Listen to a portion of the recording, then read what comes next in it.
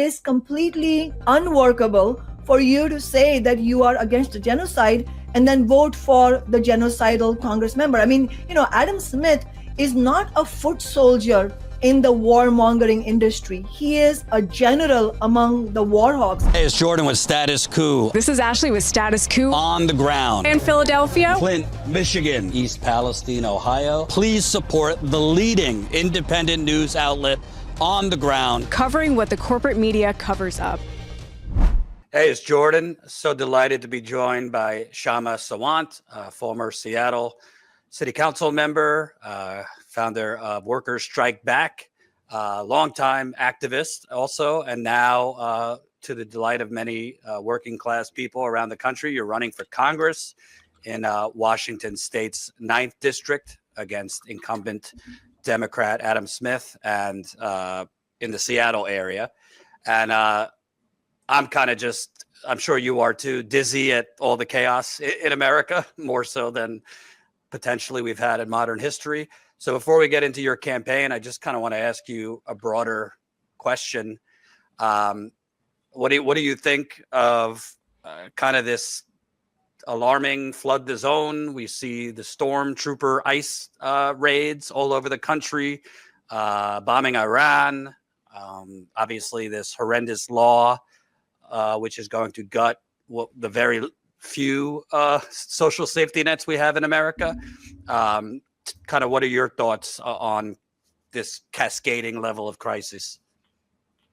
All these crises, and as you correctly said, a cascade of crises and catastrophes is really, to me, exposing two really predominant features of the society we live in. One is the anger that people are feeling, ordinary people, tens of millions of people in the United States and billions of people internationally, at the conditions that they are living in. In addition to all the chaos that you mentioned, it's also the horrendous budget that Trump and the Republicans have put forward, which is going to cut over $1 trillion from all these programs. I mean, it is just unbelievable, the kind of misery that it is going to unleash on tens of millions of our most struggling community members. And then also we saw the devastating floods in Texas, which have now taken over 100 lives, probably going to end up taking about 300 lives. Almost 200 people are missing. So all of this, I think, is also, as I said, one of the most important features of this moment is that working people around the world are facing enormous catastrophes and tragedies, and they understand that there is a need to fight back. So, for example, if you look at poll after poll on actual specific issues, like in the United States, whether we should have healthcare that is properly funded so that people can actually afford healthcare, should housing be affordable, should public schools be fully funded, should the genocide in Gaza be ended, should there be support for the Israeli state, on every single issue, you see the vast majority of people are extremely progressive. And I would say the opinions are left-leaning. But on the other hand, and this is the other predominant feature, is that there is virtually no leadership on offer. And the Trump tax cuts are a really, really good case in point, because even though these tax cuts are going to wreak havoc on the lives of tens of millions of people, you don't see the Democrats doing anything to fight against it. In fact, the Democrats, just to remember, just a few months ago, they were having town halls in February and March, and they had to stop having those in-person town halls because they thought that they were going to have this cushy experience of people being angry at Trump exclusively and then saying, oh yes, let's get Democrats back in power. Let's vote blue in the midterms. And instead, people are angry at the Democrats for not fighting back against Trump and the Republicans and the right-wing attacks. And so all of this, to me, is real testament that working people are ready to fight back. They understand how and why their lives are at stake. But what's missing is the leadership. And that's where, our organization Workers Strike Back, and also this congressional campaign that we're running, all of it fits into that framework. Let me ask you, because you were a longtime city council member, Amazon, other special interests threw everything at you to get rid of you. you were kind of in an activist mold. So you leveraged, activists locally to get really incredible historic things done, including the $15 minimum wage in Seattle, the Amazon tax. But, obviously Congress is a whole different deal, and it has, a lot of activists choose to stay outside of electoral politics, thinking they could get more done. What went into your decision to run for Congress, knowing, the corruption, how difficult it would be to get anything done in a sea of corruption on both ends of the political aisle? Yes, it's absolutely decrepit. These halls of government are decrepit. And I would say the city councils are not really different. It's just that the scale at which their influence of corruption and the degree to which they can put forward big business interests and greed is limited, and the scope is limited. In Congress, obviously, the scope is bigger. It's actually international. The billionaires who wield international influence have a lot of say in what happens in Congress. But honestly, as you mentioned Amazon, Jordan, the same billionaires also exert the influence at the city and state level as well. And so I would say that fundamentally, it's not any different. Obviously, it is going to be much more will be stacked up against us, but we've already seen everything stacked up against us, and yet we won. We had Amazon and Jeff Bezos himself issue threats against us. They spent millions of dollars trying to defeat us, including an attempt at recalling me in 2021 after I had won my election through Democratic vote in 2019. And all of those efforts failed, on efforts by big business, by corporate landlords, by Amazon and Starbucks corporations, and by the Democratic Party. And the reason they failed is precisely because of the approach we used, where we refused to see my elected office as something to be able to use in a way that, I go and I have good intentions, but my primary focus will be to cajole other Democrats into agreeing with me and seeing a real difference between being an activist, so to say, and being on the city council or being a city council member. I think that's where the problem lies. I think we have to reject what I believe is a false dichotomy between what is electoral and what is movement building. Everything has to be about building movements, because that is what big business fears. Billionaires don't fear one good intentioned person who wants to bring about social justice in the world. What they fear is when masses of working people get organized and fight back. So that's why, as a socialist, as a revolutionary socialist, I will always say that ultimately workers getting into strike mode and engaging in work stoppages, that is what strikes fear at the hearts of big business and the billionaire class, the capitalists, so to say. And so that is so the movement building, it has to be the backbone of anything that we can win. And that is the only reason that we won what is now the nation's highest minimum wage at $20.76. We won the Amazon tax. I mean, we literally defeated Amazon in the re-election in 2019. And then in 2020, we won the Amazon tax that raises hundreds of millions of dollars for affordable housing, including a specific chunk of money for affordable housing for Black working and poor people who have been pushed out because of skyrocketing rent. So these things can be won. Substantial victories can be won for working people. But fundamentally, the reason that's not happening in Congress is that you have had people like AOC, and now, also we've seen Bernie Sanders. They refuse to understand, or they refuse to do it, even if they do understand that they have to use their elected office in the way that I did, which is as a platform to build movements. That is the exact same thing. If we are elected to Congress, that is the exact same thing we will be doing, using my office to expose the rottenness of the Democratic Party, to build movements, to call for protests and civil disobedience. And that is the only way that we can win, for example, a $25 an hour minimum wage nationally, federally, or much more importantly, also Medicare for all. And let's talk about the district you're running in, the 9th District, Seattle area. A lot of people, when they hear Washington State, specifically Seattle, they think there's a connotation that it's progressive. It's certainly not in the government there. And, taxation is fairly regressive. throughout Washington state. But I have seen nationwide, and I'd love to know your thoughts in that district.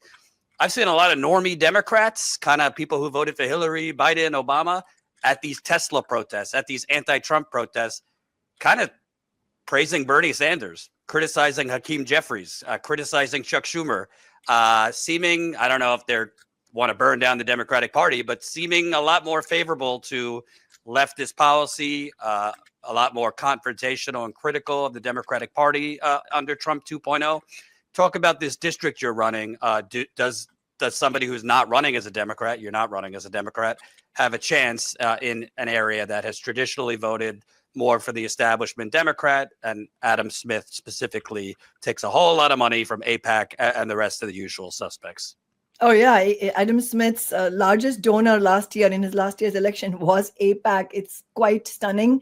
He has funded the genocide in Gaza to the hilt. He's continuing to do that. He has called anti-war protesters as left-wing fascists or totalitarian, and it's pretty grotesque. He also voted to create ICE. And so you're absolutely right, Jordan, that there is a lot of anger on all of these issues. The vast majority of people who vote Democratic Party, and also a lot of people who don't vote at all or vote independent or vote Republican, the vast majority of people in general, ordinary people, are angry at the genocide. They want the tens of billions of dollars that are being sent to Israeli state for carrying out this slaughter is ended. They want free healthcare.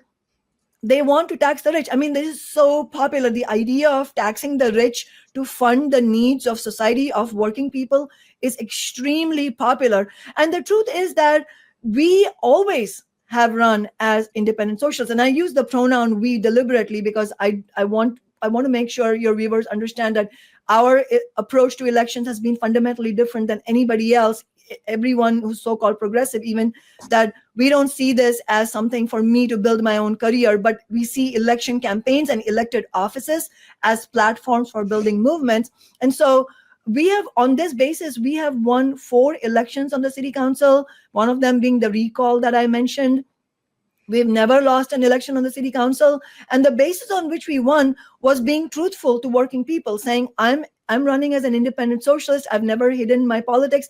And yet people have voted. The vast majority of people have voted for us.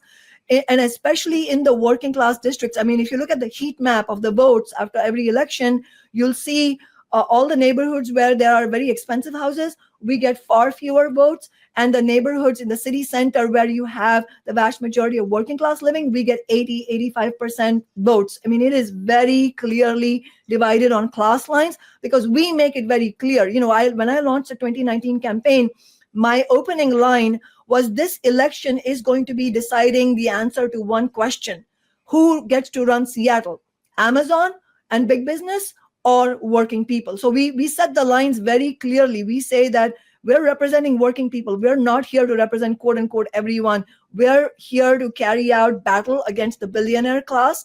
And we are here to respond to the class war that is happening already on us, which is the status quo of capitalism. So on this basis, most of the people who voted for us regardless of our, myself calling myself socialist. The reason I'm making that point is that in every election in Seattle, most people who vote for us vote Democrat in other elections. And yet me not being a Democrat was never a barrier. Instead, what actually happened was the exact opposite, which is that people were extremely excited about a campaign that finally you had somebody who was not running for their own career, who was not being mealy-mouthed, speaking from both sides of their mouth, saying that, oh yes, I think working people should have what they need, and then getting into office and then refusing to fight for anything meaningful, and then coming back to the people every time there's a re-election. People are sick and tired on every, both Republican and Democratic side. Working people are sick and tired of that kind of politics. That's why both parties, both Republicans and Democrats, have very low approval ratings, but especially the Democratic Party, it has its historically lowest approval rating. So I think this is the exact moment actually for independent fighting campaigns to run. I'd love your thoughts, because as heinous as this moment is with Trump, I think fascism is the appropriate word. I don't think we could, lose sight that the Democratic Party is really just not offering anything more than let's stop the carnage.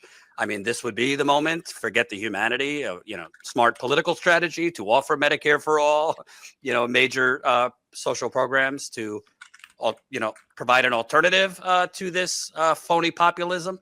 But do you see an appetite in your district, including among kind of normie Democrats? There are a lot of normally traditional liberals, voters who skew kind of towards the incremental politics, shall we say, for the bolder proposals you're proposing. It's obviously, it's not the district is not a monolith. So you're absolutely right that there's going to be a variation. Obviously, there are a lot of working class and young people who are going to be tremendously convinced about the need for this type of fighting campaign. But there are also going to be people who may not be convinced immediately. And the way we are going to be doing outreach to those voters, and this is what we've done in every single campaign, is talk to them about and explain to them that if they consider themselves progressive, which most of the people do, and at this moment, especially if they are against the genocide, then explaining to them that it is completely unworkable for you to say that you are against the genocide and then vote for the genocidal Congress member. I mean, Adam Smith is not a foot soldier in the warmongering industry. He is a general among the war hawks. He was the chair of the House Armed Services Committee. He's a ranking member of that. He's been in Congress for nearly 30 years. He is one of the 5 remaining Democrats in Congress who also voted for the Iraq war. This guy has never met a war he didn't like. He has sent bombs to Kosovo, Iraq, Afghanistan, Libya, Syria, you name it, and that country has Adam Smith's name on it, stamp on it. And so the message we are sending to people in the 9th district is that Adam Smith has the blood of 500,000 Palestinians and 1 million Iraqis on his hands. If we are actually going to end the genocide, if we are actually going to end the weapons manufacturing, weapons that are being tens of billions of dollars that are being sent to the Israeli state against the Palestinians, then we will have to build mass movements.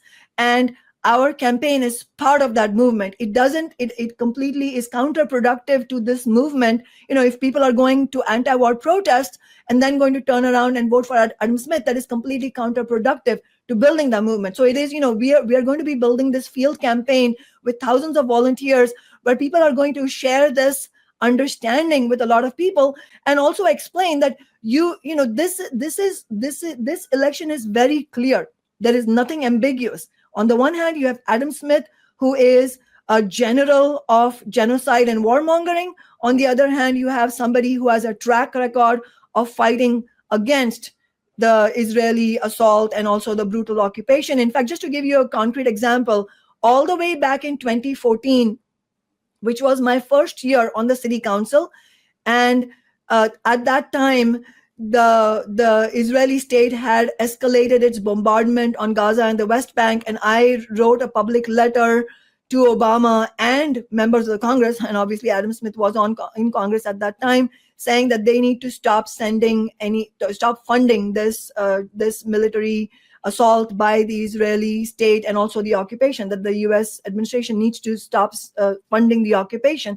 At that same moment, you know what Adam Smith was doing? He was cheerleading, sending more than $225 million for Iron Dome, which is part of the slaughter apparatus of the Israeli military. So the track record is long and the track record is clear, and it is the lines are very clearly drawn. Pro-genocide, anti-genocide, pro-brutal occupation, anti-brutal occupation, pro-imperialist war, anti-imperialist war. Which side are you on?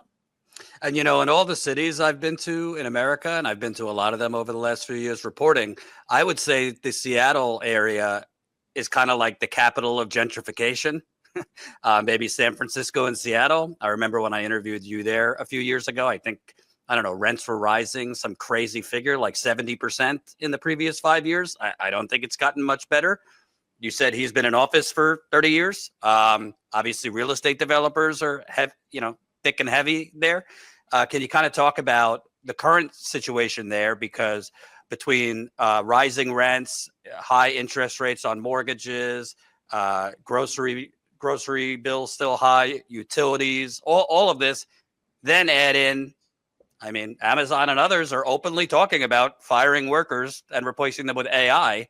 I mean, the situation has become even more dire for working people in Seattle. Oh, yes, absolutely. And in fact, the fact that housing has become even less affordable and people are living even more precariously is very much a fact. Obviously, Seattle, but also in many other areas in the Bay Area, as you mentioned, is very much in the target zone. But you're seeing rents rising even in smaller cities, where 10 years ago, you would not have expected some of these places to figure in high rent or skyrocketing rent areas, but they are now. Housing is becoming unaffordable everywhere. People are being forced to double up. Families are being forced to double up. There are so many people couch surfing. So many families with children are homeless. And there homelessness in public schools, among children and also public school workers is getting even more dire, which is one of the reasons why when I was on the city council, we fought for and won an unusual victory for renters, which is a ban during the school year of evictions of families with children and also of public school workers, because in the school year, it is extremely disruptive. Of course, eviction should not be happening of working families, period. Working people and poor people, everybody deserves affordable housing at all times. And homelessness needs to be eliminated from society, but that's not going to happen under capitalism. That is why that is why I'm a revolutionary socialist as well. But if you look at the situation that people are facing, as you're saying, it has gone from bad to worse. And all of this is happening under the watch of both Democrats and Republicans. In fact, it goes all the way back also to the Great Recession. And some of your viewers might be too young to remember. Maybe some weren't even born. But at that time, it was just like it is today. It was always a bipartisan project to strip working people of whatever modicum of standards of living that they have. That's a bipartisan project. So in the Great Recession in 2008, George W. Bush was the outgoing president at that time, and Barack Obama was the incoming president. And at that time, the many will know this already, but during the Great Recession, the very banks and hedge fund owners and Wall Street billionaires who were the reason the recession was unleashed, they were bailed out by George W. Bush, and working people were sold out, and they were sold out in so many different ways. I mean, people's lives were ravaged at that time with unemployment and a lot of crises at that time, including 5 to 6 million working people, middle-class people losing their homes in the foreclosure crisis. They never got their homes back. Those houses were turned over at pennies to the dollar and turned over to private equity. I mean, this has been highway robbery at many levels. And who has been responsible for it? It has been both Democrats and Republicans. I mean, Adam Smith is again a good example. He voted for the corporate bailout under George W. Bush. And then when Obama took office, he voted for the continuation of those corporate bailouts. And again, Obama was not a Republican. He was a Democrat. He was brought in with a lot of fanfare for hope and change. And what has happened now, 20 years later, what do we have? We have the younger generation facing an even more difficult life in front of them. The medical debt, student debt, credit card debt, all of it is at sky high levels. And then on top of that, you have all the climate change crisis, the fires in California, the floods in Texas, the hurricanes on the East Coast in North Carolina and other states. All of this is happening. Then you have the ICE raids. And really the question should be asked. We should be asking, where is the progressive and left leadership to lead on all of these? I mean, just to ask you very specific questions, during the ICE raids in Los Angeles, it was important that the SEIU leadership carried out protests to protest against the the arrest of their own leader, David Huerta, and I participated in those protests, solidarity protests in Seattle.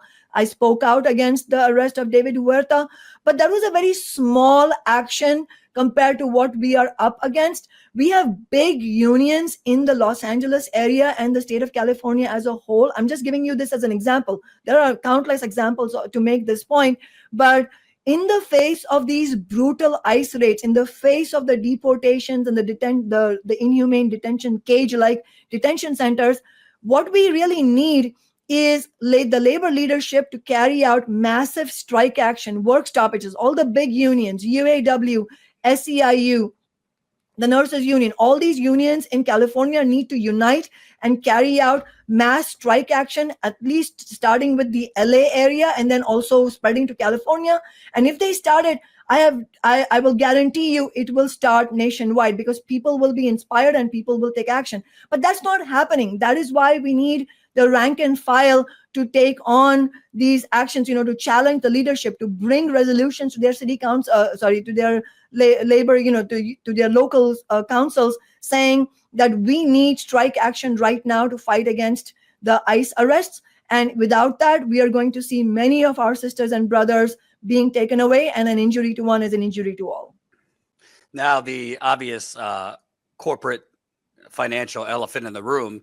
I mean, you look at Zohran Mamdani's campaign. I know you've had some criticisms, but if you just look at it, it seems like the elite, Wall Street, they kind of acted too late. He had already caught momentum. Maybe they didn't see him coming. They know who you are. Amazon knows who you are, and the special interests know who you are. And if you catch momentum, which I think you will in that area, I mean, I think what AIPAC did to like Nina Turner or Jessica Cisneros or Jamal Bowman or others, I think that's going to be child's play. I think the money that will be thrown against you and the ads will be thick and heavy. Obviously, movement politics or, a ground campaign will be effective. But, do you expect that kind of fierce special interest opposition? And what would be your strategy in rapid response? Because they're going to try to make you anti-Semitic and, communist and all the rest. Yes, you're absolutely right. In fact, just look at Mamdani, the attacks against Mamdani. You're absolutely right that he actually, Mamdani won the primary, even though he was relentlessly smeared as an anti-Semite by the Zionist lobby, completely falsely smeared. His campaign was able to mobilize thousands of volunteers, and that is how they defeated Andrew Cuomo, the candidate of big business and the wealthy, the candidate of the Zionist lobby. And he also, his campaign, Mamdani's campaign, it also won despite the tens of billions of dollars from the pro-Cuomo super PACs. And we know that that had millions from Zionist billionaires like Michael Bloomberg, who spent $8 million to oppose Mamdani. And then the Trump-supporting right-wing billionaire Bill Ackman, who spent $500,000 in the race. So undoubtedly, this is Mamdani's victory in the primary election is very important. I strongly support that because it shows that the Zionist lobby can be defeated. It is a repudiation of Wall Street interests. It shows that all these powerful billionaires, we can defeat them if working class people come together. And it is really commendable, the kind of ground campaign he ran. What I am saying, though, is that to win any of those demands, which I strongly support, the demands that Mamdani is running on, I strongly support those demands, like free childcare, $30 an hour, a rent freeze in the rent-stabilized apartments, free grocery stores, public grocery stores, and free transit. I strongly support all of this. I want working-class New Yorkers to win every single one of these demands, because that will not only improve their standards of living, it will send a shot in the arm for working class people everywhere. It will be momentum building, because people will learn, these victories are contagious,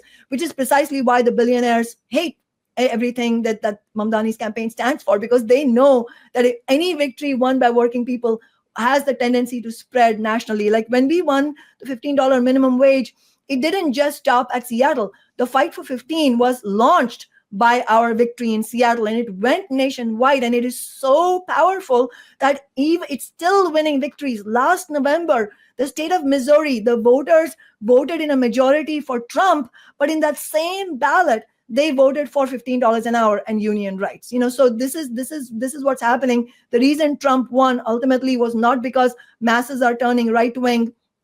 It's because so many people are angry, justly so, at the Democratic Party. And so you are absolutely right that there will be giant amounts of money from the billionaire class and from the Zionist lobby thrown to try and keep our campaign from getting through into the general election next year.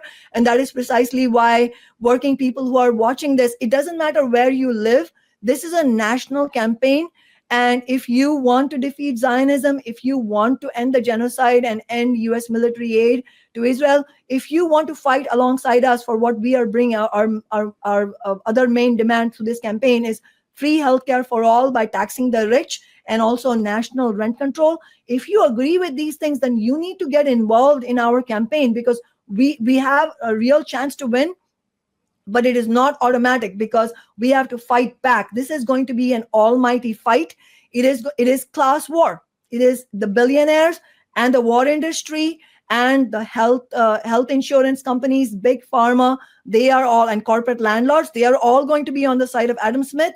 That is why we need working people who are fed up of the genocide, who are fed up of skyrocketing rents, and who want real free healthcare by taxing the rich. We need them to join us. It doesn't matter where you live. If you live in the Seattle area, you need to join us, in the field campaign. But if you live in other areas, you need to join our campaign in other ways. We have a whole program of activities for people to build this campaign nationally. People in many cities across the nation, who are members of my organization, Workers Strike Back, are already building this campaign. They're tabling in their local areas. They're giving speeches at the local rallies talking about the importance of this campaign.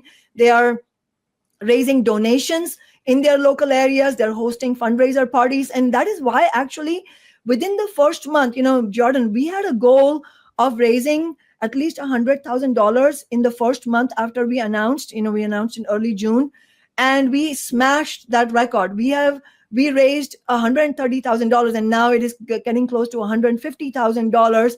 We have donations from all 50 states, plus Washington, D.C. and Puerto Rico. That is the reach of this campaign, and it can and will grow bigger, but it will only do so if tens of thousands of people nationally get involved. And so I urge everybody to go to kshamasawant.org and get involved, sign the volunteer form. And also, just logistically, as you explained to me before the interview, this is what's known as a jungle primary. So can you kind of explain, Mamdani benefited, I believe, from the ranked choice system in New York, but this is not just like a traditional Democratic primary. It's a jungle primary. So it kind of gives an independent candidate, a fighting chance. Yes, it is, as you said, it's a jungle primary, meaning it doesn't matter what your party affiliation is. All candidates run in one primary, so that will be in early August next year. And the top two candidates from that primary will proceed to the general election regardless of party affiliation. So in many of the recent elections that Adam Smith has been in, his opponent has been another Democrat who has been slightly to the left of him, but they have not succeeded in winning. But it also shows that there is hunger to beat Adam Smith. I mean, a lot of people have come up to me and come up to our campaign volunteers and said, I'm so glad you're running against Adam Smith. I'm so angry at him and he needs to go. And people understand also that it is about the war and the genocide. It's also about winning other things. They understand that the biggest obstacle to winning something like Medicare for all, for example, is the Democratic Party themselves. I mean, Republican Party, of course, they are openly anti-worker. They're openly anti-progressive. We cannot have any illusions in them. We cannot have illusions in Trump. These are all billionaires serving, and some of them are billionaires themselves, like Trump. They're billionaires serving billionaires or billionaires serving multimillionaires.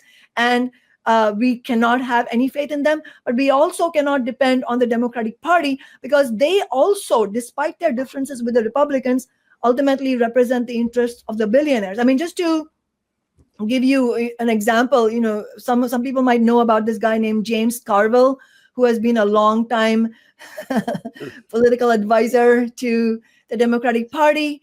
has been wrong on everything since 1992. Yep. Yes, exactly. I'm glad you said that. That's his distinctive record of being wrong on every single thing. Imagine being a political pundit and still having a living, still being able to make a living when you're wrong with everything. I mean, that tells you what the priorities of the party are as well. But he is absolutely hostile to working class interests. But the reason I'm mentioning him is because what he says is much more honest, and it encapsulates what the Democratic Party actually stands for. He doesn't beat about the bush. He literally said, after Trump was reelected, he said, you know what, now it's time for the Democratic politicians to roll over and die. These are his words, meaning don't fight Trump. Let him keep discrediting himself with working class people who voted for him, and then we'll clean up when people come back to us in the midterms. I mean, this is an atrocious and horrendous and very it's a sociopathic point of view that, it doesn't matter that tens of millions of working class people and poor people are going to be completely screwed over by the billions of dollars in cuts to Medicaid, to food assistance programs, and to every other social program that Trump is set on devastating. We're not going to do anything to fight against him. We're just going to get the fruit of all of that. And so it shows you that the Democratic Party also represents the billionaire class. They represent the same agenda. In this way, actually, they, the other reason that they're just sitting back and watching and doing nothing is because they also answer to the same Wall Street interests who want the cuts to Medicaid, who want the cuts to the food stamps. But this way they get to have their cake and eat it too. They get to blame it on Trump, but they also get all the cuts that they wanted, which is also the same reason that President Biden, and even when the Congress, the Democrats had the position in Congress in 2021 and 2022, they refused to end Trump's tax cuts to the rich. Why didn't they end that? Trump's tax cuts to the rich were passed in his first administration, and they are due to expire now, which he's now trying to make permanent. But in the middle, there was the Biden presidency. Why didn't they end those Trump tax cuts? So there's question after question of this kind, where you can see the evidence that the Democratic Party refused to do even a modicum of fight to stand with working people. Right. And my last question for you, and obviously this is getting ahead of ourselves, you got to win. But I think about just myself first paying attention to politics around 2004, and then really in 2008, when myself, along with many of our viewers, perhaps you, were kind of hoodwinked by Obama.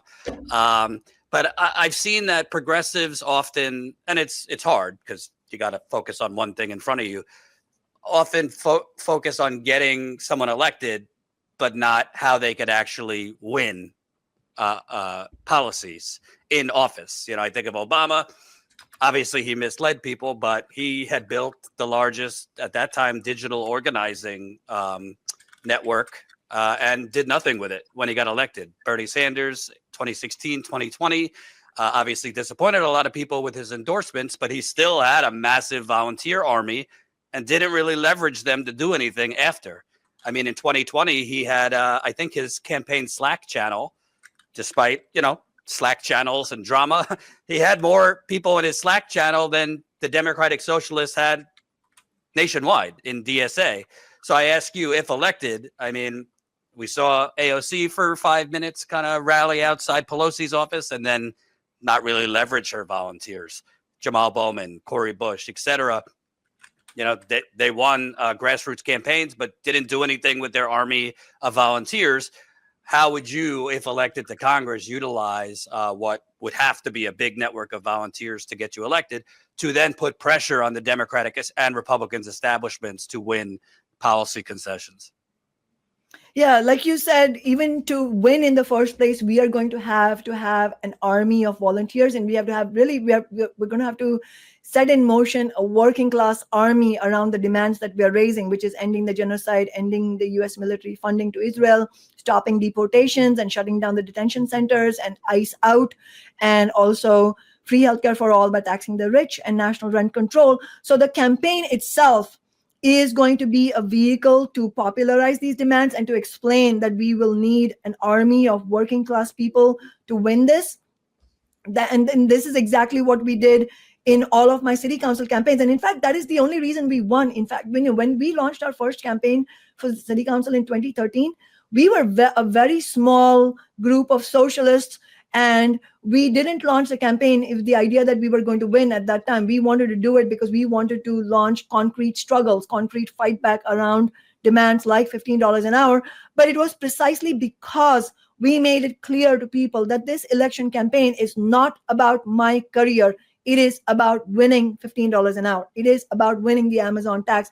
That is precisely why thousands of people joined us, and then many tens of thousands voted for us across the city.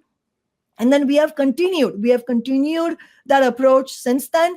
So we have a long track record of a decade on the city council and the 2 years since then of never having sold out and also never getting marginalized.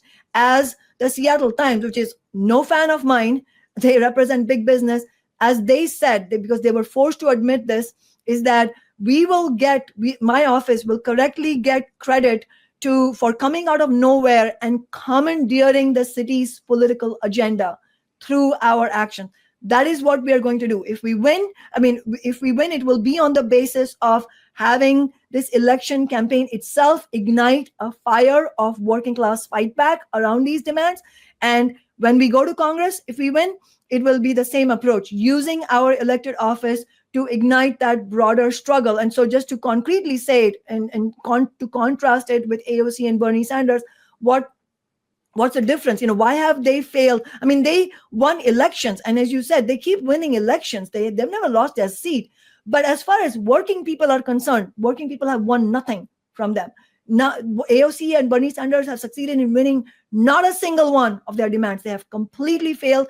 And on top of that, they have capitulated to the Democratic Party. AOC literally went to the DNC floor last year and lied through her teeth, saying that Kamala Harris was working tirelessly for a ceasefire at a time when Kamala Harris was trying to out-Trump Trump on immigration issues, on the genocide, vowing her support for the Israeli state.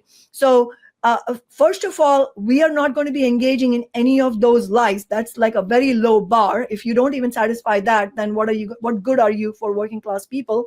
But it's far more than that. We will be using our office, just like we did it on the city council, to expose the rottenness of the Democratic Party as a whole and the selling out by individual Democrats. So I'm not going to go there and try and caucus with Chuck Schumer or Hakeem Jeffries or Nancy Pelosi. I'm going to be there saying Chuck Schumer has blood on his hands. Chuck Schumer is an enemy of working class people. And so, first of all, the one task is exposing the nature of the Democratic Party, not going there and thinking you have to caucus with this or that Congress member. You have to pay your respects. You have to kiss the ring. No, we're not going to have that approach. I'm not going there to join some colleagues. I'm going there to fight for working class people. And the Democrats and Republicans are on the whole, and they have failed to stand up for working class people. And the second thing is using our office to build movements, mass movements. AOC and Bernie Sanders have failed to win anything because they have refused to build mass movements. As you said, there has been so much support for Bernie's demands. In fact, even now, if Bernie were to wake up one day and say, I'm launching a new party, there will be massive support for him. But he's not going to do that. We can't hold our breath that he's going to do that. However, the demands that he ran on are extremely popular. And so we need, it's tragic for the working class that I've been the only one who has used my office to build mass movements. And that is what Mamdani will need to do as well. If he gets elected as mayor, which he is poised to do at this point, in order to win any of those things, it's not going to come about by having conversations with billionaires or doing meetings with Governor Kathy Hochul, who's openly said she's against taxing big business. No, you have to rally working class people. You have to have protest actions, civil disobedience. You have to have strike actions. That is going to need, that is what's going to be needed to win anything like Medicare for all. That's what we need in the anti-war movement. So we will be using our campaign, and if we win our elected office, in a way that no Congress member has ever used, which is exactly why there will be enormous amounts of pushback against us to prevent us from winning in the first place, which is why we need working people to join us and become active in the campaign. Thank you for your time. When I get back on the road, I have a newborn at the moment, but when I get back on the road, I have a feeling I'll be making myself to Seattle to cover your campaign, which obviously it's the solution is not all in electoral politics, but to be clear, it would be a damn good thing in my view if you get to Washington. So we will stay in touch. Tell people where they could sign up to volunteer, donate, all that. Yes, you can volunteer for the campaign and donate at kshamasawant.org. That's my full name, one word, .org. And the spelling is KSHAMASAWANT. Sorry, it's not the easiest name, but kshamasawant.org. And also, I urge your viewers to join Workers Strike Back as well. Workers Strike Back is a national organization that I co-founded to carry forward the fighting strategy that we used so successfully in Seattle, because we need that nationally. And Workers Strike Back has, with overwhelming majority of membership vote, endorsed our campaign, and Workers Strike Back members are building the campaign in Seattle, in the 9th Congressional District here in Washington State, and also nationally. And just for you, Jordan, we're also having a big rally of the campaign on Saturday, September 13th. I know that your newborn will still be a relatively newborn, but if you're able to, that'll be fantastic if you can come out here. All right. Thanks for letting me know. And we will be in touch. Thank you so much.